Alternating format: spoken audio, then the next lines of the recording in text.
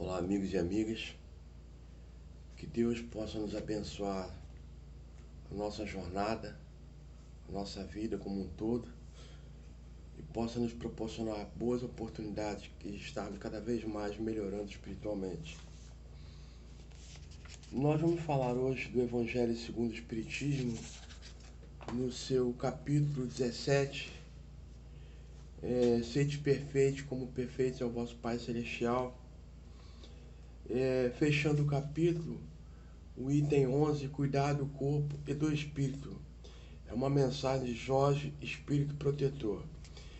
E nesse capítulo, nesse item, ele fala cuidar do corpo e do espírito.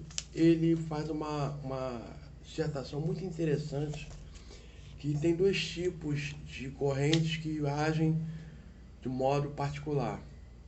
O tipo dos ascetas, ou seja, aquelas pessoas que levam uma vida totalmente espiritual, sem se preocupar com o corpo, já que acham que o corpo deve ser castigado ou não deve ser muito levado em conta, porque ele seria a perdição do espírito, a perdição da alma, né? E precisa ser castigado, já que o corpo lhes impõe necessidades que a alma não precisa, e que por isso digamos, talvez impuro e nocivo a sua caminhada espiritual.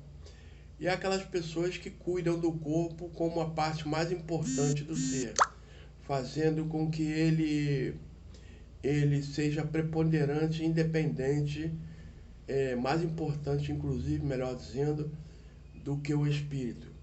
E Jorge vem falando que tanto um sistema quanto o outro são sistemas equivocados, já que tanto a alma quanto o corpo devem ser tratados com a mesma igualdade de importância. Ou seja, a alma, o espírito sendo o condutor da nossa jornada e o corpo sendo o veículo pelo qual a matéria, aliás, o corpo sendo o veículo pelo qual o espírito vai obrar e vai fazer as coisas que necessita para o seu engrandecimento espiritual. Muitas pessoas acham que corpo e espírito são dois departamentos ou duas coisas totalmente estanques, separadas, independentes. Quando na verdade a doutrina dos espíritos mostra para a gente que tanto um quanto o outro agem em conjunto, em sintonia perfeita. Há uma perfeita interação, corpo e espírito. O espírito é ligado. Inclusive Kardec fala no livro dos espíritos, eu não me lembro agora o item, que o espírito não se encontra encarcerado ou enjaulado no corpo como um pássaro na gaiola, como se estivesse encerrado numa caixa. Não. O que existe é que o espírito, embora a gente não perceba, não se dê conta disso, através do perispírito, também é um tipo de matéria, né? É um tipo de matéria, só que uma matéria insensível aos nossos sentidos, né? Mas que é um tipo de matéria num grau bem mais leve que a gente não consegue perceber. E o espírito, através do perispírito, que é a roupagem do espírito, uma roupagem mais fina, diferente do nosso corpo, mas que o nosso corpo é uma cópia dele, ele é ligado ao corpo molécula a molécula. Um se introduz no outro, um se casa com o outro, um sintoniza com o outro, né?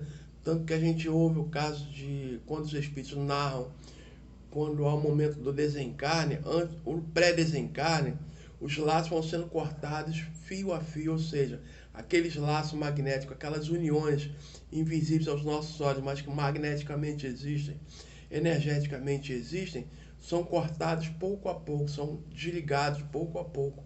Então, o espírito é ligado ao corpo, molécula a molécula, né? De forma que um influencia no outro, tanto o corpo influencia no espírito, quanto o espírito influencia no corpo. Indistintamente. Tanto que a gente às vezes tem dificuldade de identificar o que é uma doença física e uma doença espiritual. Quando nós tropeçamos, né, damos uma topada e graças a Deus não xingamos mais aquele palavrão que um dia falamos, né? É verdade ou não é? Então, cada um de nós abandonou as palavras de baixo calão, né? A gente, quando tropeça, fala assim: Graças a Deus tropecei e não aconteceu coisa pior, não é assim que a gente fala? Pois é, deveria ser, né? É apenas uma brincadeirinha.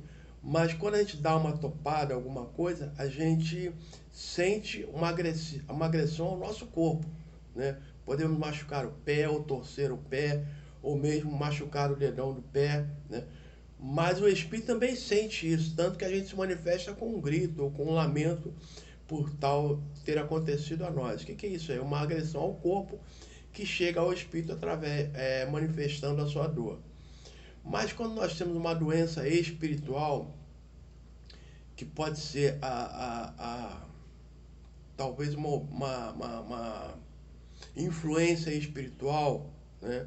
A companhia de um amigo que não nos quer muito bem, que não nos entende, né? Isso é uma doença espiritual que, conforme não sendo tratada, pode se manifestar também no corpo, né? A pessoa fica amuada, a pessoa começa a ter problemas mentais, ou começa a ter problemas de não gostar mais da vida, que então existem doenças nos dois sentidos. Muitas das vezes a gente já ouviu falar né, doenças psicossomáticas, né?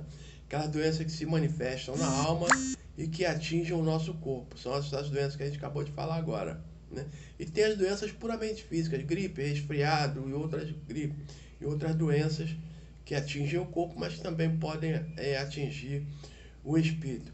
Muitos de nós devem ter ouvido falar em alguma vez que a pessoa começou a sentir uma dor, né?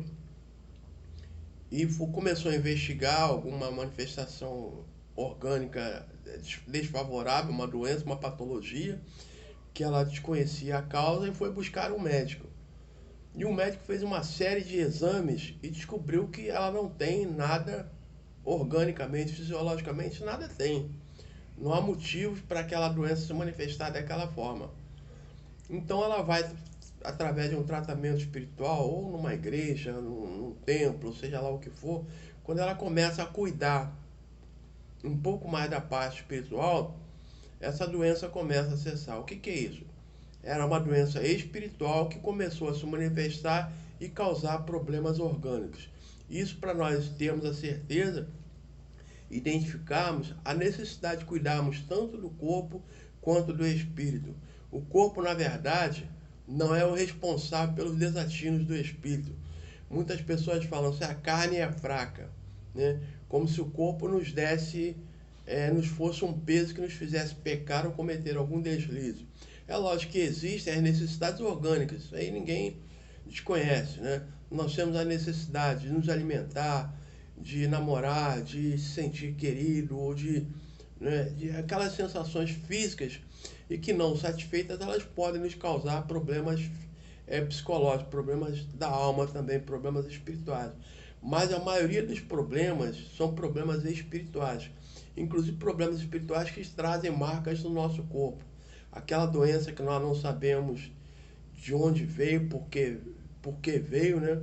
Muitas pessoas têm doenças originárias do fumo sem nunca terem fumado nessa vida. Muitas pessoas têm problemas de sufocação, problemas respiratórios, que nunca tiveram nenhum trauma nessa vida, mas são marcas do passado que hoje influenciam.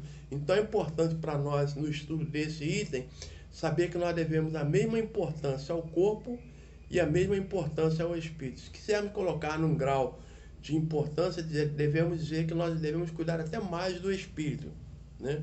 Porque esse é que vai nos causar e vai nos beneficiar com a saúde física também. Como já diz o ditado, né? Mens sã, corpore sano. Ou seja, quanto mais saudável formos espiritualmente, essa saúde também se manifestará no corpo físico. Então é importante que a gente cuide do corpo e do espírito, sabendo que a nossa vida verdadeira é a vida espiritual, que o corpo é um veículo pelo qual nós manifestamos, pelo qual nós devemos cuidar, zelar, para que ele possa nos fornecer o maior tempo possível nessa encarnação para nós cumprirmos as nossas obrigações espirituais. Não maltratarmos o corpo a ponto de chegarmos ao plano espiritual como suicidas indiretos. Ou seja, aquele que não cuidou bem do seu instrumento de trabalho, que é o corpo, e por isso retornou mais cedo ao plano espiritual. Então devemos cuidar sempre bem do corpo e do espírito, sabendo que o espírito é a nossa parte principal. Nós não somos um espírito que tem um corpo que tem um espírito, pelo contrário, nós somos um espírito que agora temos um corpo. Daqui a pouco deixaremos de ter esse para mais tarde adquirir um outro numa nova oportunidade. Muita paz a todos, muito obrigado.